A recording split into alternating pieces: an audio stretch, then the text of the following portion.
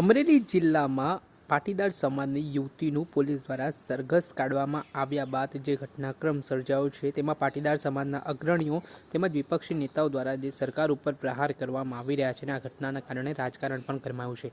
ત્યારે આ બાબતના સંદર્ભમાં પાટીદાર યુવતી સાથે જે ઘટના બની છે અને પોલીસ દ્વારા જે કાર્યવાહી કરવામાં આવી છે તે ઘટનાના વિરોધમાં ગઈકાલે સુરત ખાતે આમ આદમી પાર્ટીના કાર્યકરો દ્વારા અમરેલી પોલીસ અને ગુજરાતના ગૃહ રાજ્યમંત્રી હર્ષ સંઘવી વિરુદ્ધ વિરોધ નોંધાવ્યો હતો. આ ઘટનાને લઈને સુરત પોલીસ દ્વારા આમ આદમી પાર્ટીના કાર્યકરો સામે ગુના નોંધાયા બાદ રાજકારણ ગરમાયું છે.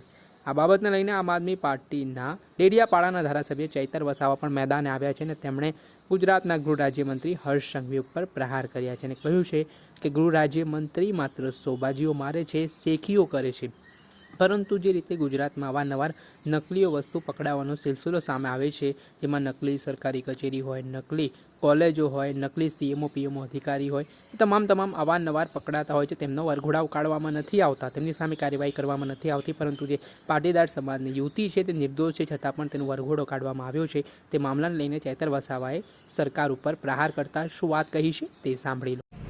અમરેલી લેટરકાંડનો જે બનાવ બન્યો ત્યાં એક સામાન્ય વર્ગના કોમ્પ્યુટર ઓપરેટરને અરજી ટાઈપ કરવાના આરોપી બનાવીને એમનો જાહેરમાં પોલીસ દ્વારા વરઘોડો કાઢવામાં આવ્યો.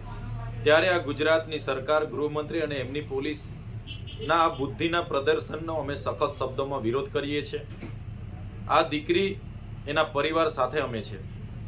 સાથે ગત રોજના સુરત ખાતે અમારી મહિલા કોર્પોરેટરો અને ત્યાંના આગેવાનોએ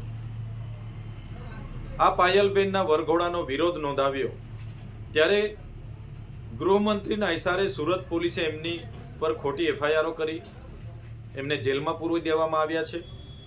ત્યારે અમે ગૃહમંત્રીને કહેવા માંગીએ છીએ, ખોટી સોબાજી કરવાના બદલે, ખોટી શેખીઓ મારવાના બદલે જે ગુજરાતમાં નકલી પીએમઓ સીએમઓ અધિકારીઓ પકડાય છે, નકલી જજ પકડાય છે, નકલી કચેરીઓ, નકલી કોલેજો, નકલી શાળાઓ પકડાય છે, એમના પર તમે ક્યારે કાર્યવાહી કરવાના છો? ભૂપેન્દ્રસિંહ ઝાલા જે 6000 કરોડનું કૌભાંડ કરીને બેઠા છે એનો વરઘોડો તમે ક્યારે કાઢવાના છો? ત્યારે બુટલેગરો હોય, ભૂમાફિયા હોય કે બળાત્કારીઓ હોય, ગુજરાતમાં બેફામ બન્યા છે. મહિલાઓ સુરક્ષિત નથી, બાળકીઓ સુરક્ષિત નથી, અને આવી દીકરી જે કોમ્પ્યુટર ઓપરેટર હતી એનો વરઘોડો કાઢીને આ નમાલી સરકાર, નમાલા ગૃહમંત્રી શું સાબિત કરવા માંગે છે?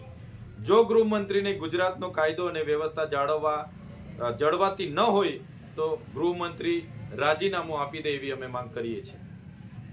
આવતા ડેડિયાપાડાના આમ આદમી પાર્ટીના ધારાસભ્ય ચૈતર વસાવા તેઓ આટલેથી ન અટકતા ગુજરાતમાં જે બુટલેગરો છે, ભૂમાફિયાઓ છે, ડ્રગ્સ માફિયાઓ છે તે દિવસે ને દિવસે બેફામ બન્યા છે અને જે રીતે ગુનાહિત પ્રવૃત્તિને આચરી રહ્યા છે તેમની સામે સરકાર કડક હાથે કાર્યવાહી નથી કરતી તે પ્રકારના આરોપો તેમણે લગાવ્યા છે અને કહ્યું છે કે સામાન્ય જનતાને હેરાન પરેશાન કરવામાં આવે છે.